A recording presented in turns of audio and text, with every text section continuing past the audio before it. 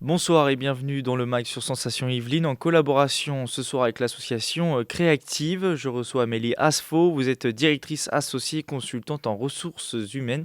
Bonsoir. Bonsoir Nicolas.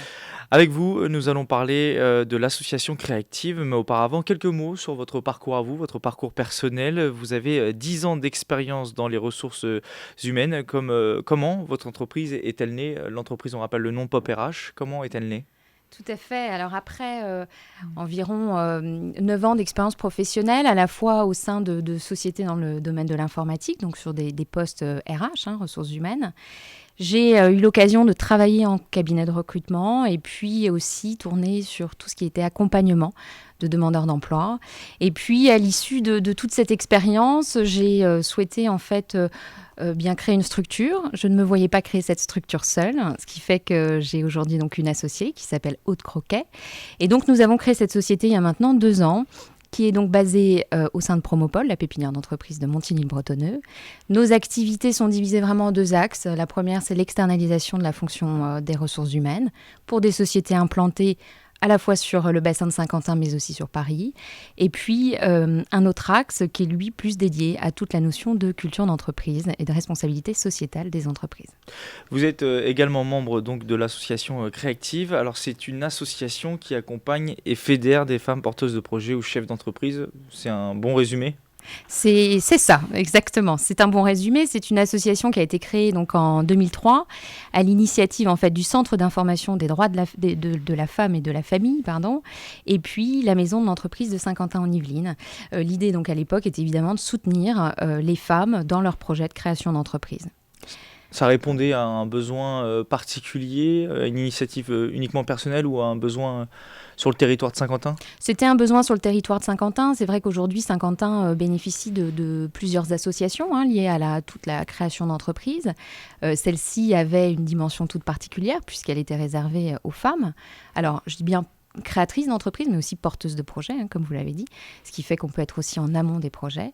Aujourd'hui, donc, Créactive a pris un peu plus d'autonomie et donc reste fortement impliqué d'un point de vue local, puisqu'en fait, on participe au Codeski, qui est le Conseil du développement économique de Saint-Quentin, à la plateforme de financement de Sky Initiative, liée donc à la maison d'entreprise, à Promopole, Pépinière, là où on est situé, et puis à la couveuse des Yvelines. Voilà. Quel est votre rôle concrètement pour ces femmes ? Vous les aidez par exemple à se former, vous leur donnez des conseils. Qu'est-ce que vous faites ?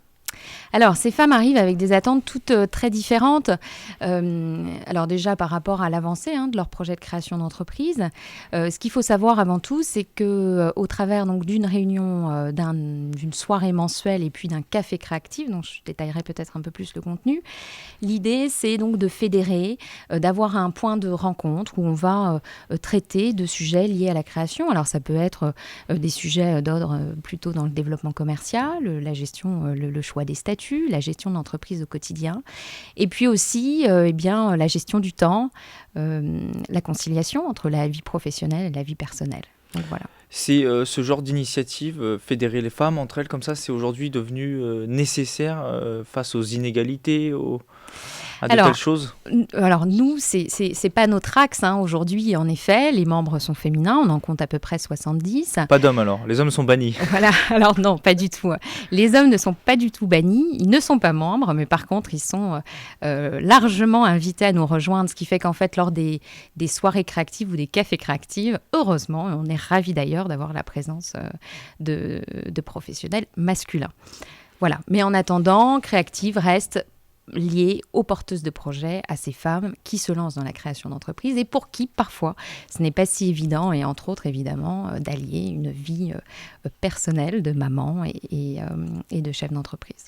Alors aujourd'hui, les choses bougent, ou elles tentent de bouger en tout cas. Les femmes sont malgré tout toujours sous-représentées dans les entreprises, surtout dans les postes de direction, mais les métiers du numérique sont en train de changer la donne. Les femmes commencent à y être mieux représentées.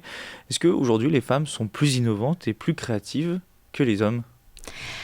Alors c'est difficile à dire. Je pense que de toute manière, peu importe le sexe, Aujourd'hui, on a des femmes qui se sentent peut-être un peu plus libres d'avancer, de prendre des initiatives et puis de se lancer dans la création d'entreprises, qui est peut-être aussi plus accessible aujourd'hui par l'information qu'on en reçoit et le challenge qu'il y a derrière. Je pense que les femmes apprennent à concilier une vie personnelle et professionnelle, et du moins nous on fait tout aussi pour leur donner les outils. Et ce qui fait que ça représente avant tout un challenge d'être autonome, de créer son propre poste, et puis des idées, il y en a beaucoup et très innovantes aussi.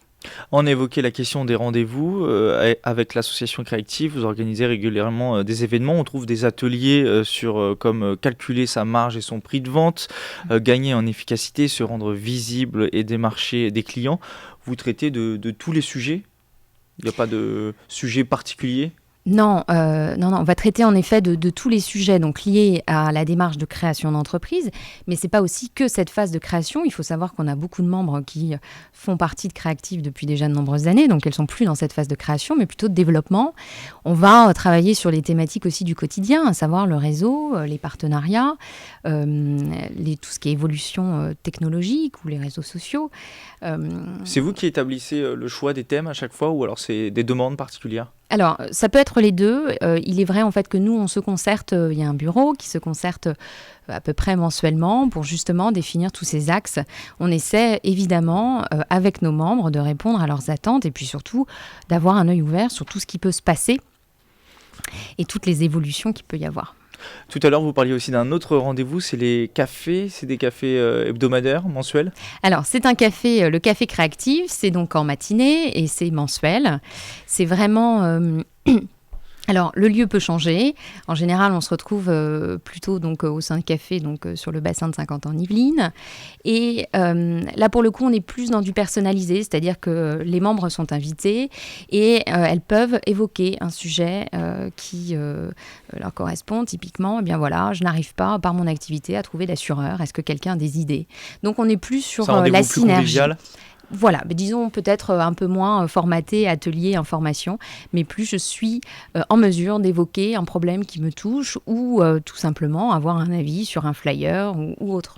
Donc, Merci Amélie Asfo d'avoir été avec nous. C'est la fin de ce MAG, une émission réalisée en collaboration donc avec l'association Créactive, une association qui accompagne et fédère des femmes porteuses de projets ou chefs d'entreprise. Vous pouvez retrouver cette émission en podcast audio et vidéo sur notre site radiosensation.fr. Bonne fin de soirée à tous sur Sensation Yvelines.